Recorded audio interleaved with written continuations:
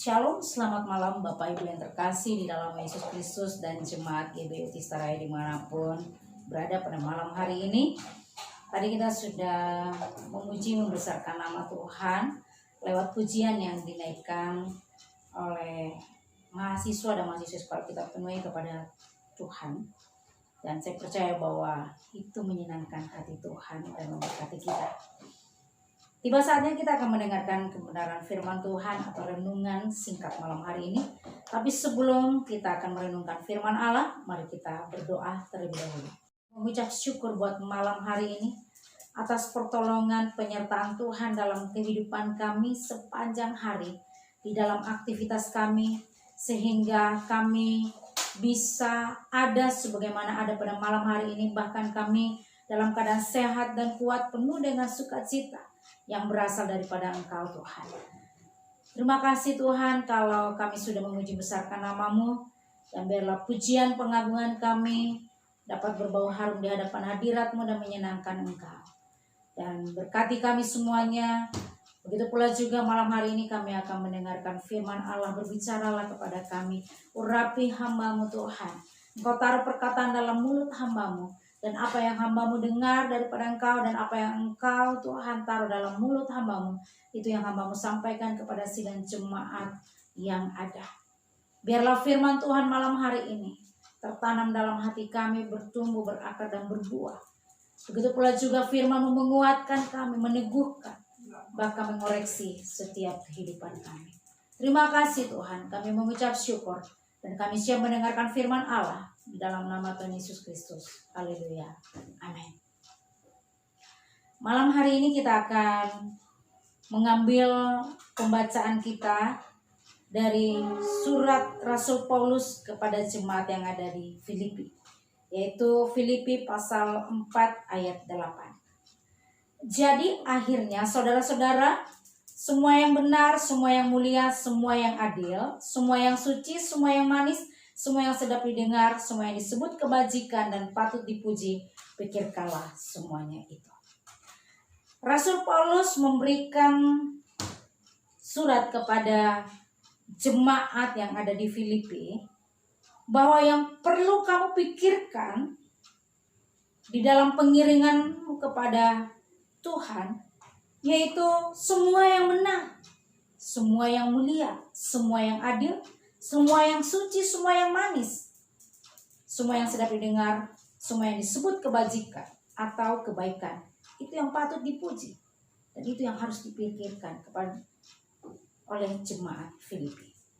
Malam hari ini saya mau katakan, itu juga pesan kebenaran firman Tuhan kepada jemaat GBI Tistaraya, bahwa mari kita mau berpikir sesuai dengan kebenaran firman Allah. Kita mau menjaga pikiran kita dengan firman Tuhan. Itu adalah tema renungan kita malam hari ini. Menjaga pikiran kita dengan firman Tuhan. Kenapa pikiran itu penting? Karena apa yang kita pikirkan itu mempengaruhi perkataan dan tindakan kita dalam kehidupan sehari-hari. Pikiran kita ini penting kita jagai dengan firman Tuhan. Karena dari pikiranlah itu mempengaruhi perkataan kita, mempengaruhi tindakan kita sehari-hari di dalam setiap waktu. Rasul Paulus tahu benar bahwa peperangan bagi kita yaitu pikiran kita. Jadi dia mengajarkan kepada jemaat yang ada di Filipi, di saat engkau sedang berperang dengan pikiranmu, tidak ada kata yang lain yang harus kamu bisa lakukan, yaitu mengisi pikiran jemaat yang ada di Filipi dengan pikiran Kristus. Dan malam hari ini juga saya mau tekankan kepada jemaat GBI Tistaraya, tidak ada kata lain untuk membuat pikiran kita benar, pikiran kita sesuai dengan firman Allah, yaitu hanya diisi oleh kebenaran firman Tuhan, atau kita berpikir seperti Kristus berpikir.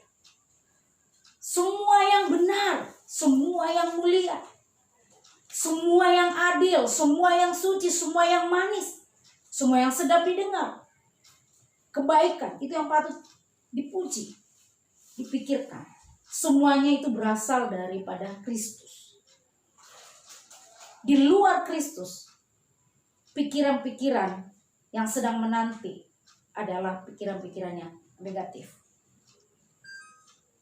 Saat ini kita masuk dalam situasi, kondisi yang dihadapi oleh bangsa kita, yaitu kondisi yang dimana memprihatinkan, bahkan sangat menyedihkan, dimana kita masuk dalam tragedi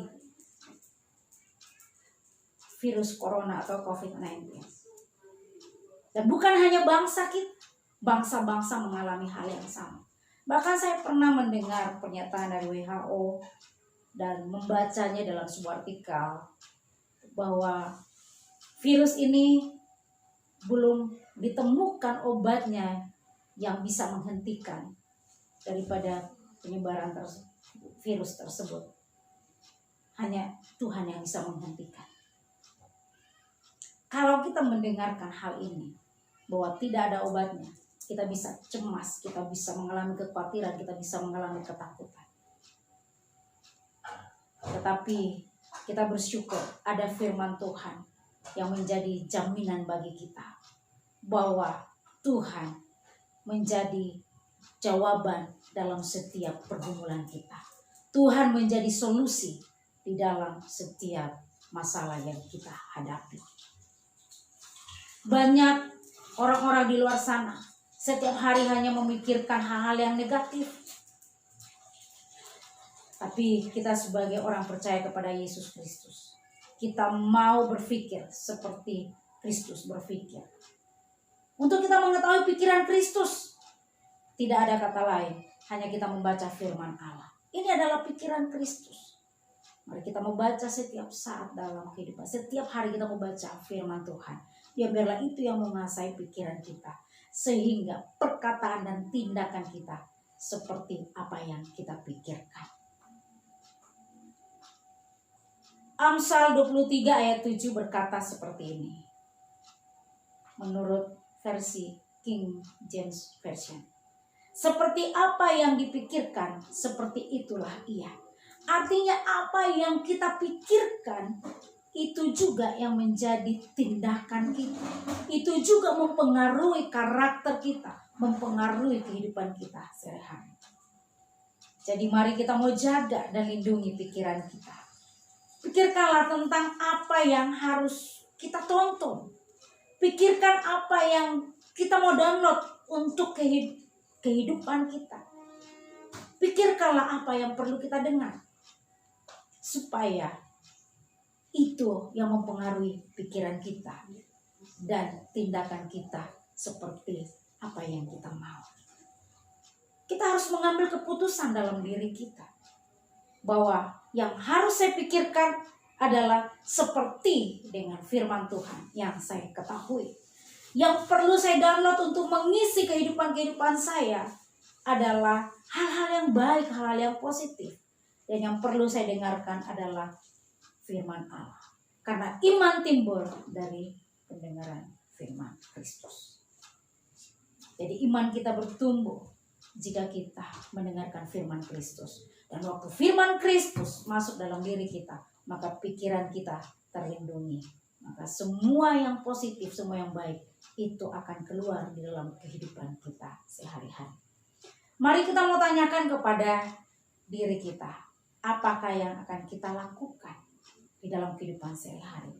Apakah kita membangun hidup kita atau malah menghancurkan kerohanian kita? Karena pilihan kita sangat berpengaruh pada tindakan kita, yaitu apa yang perlu kita pikirkan.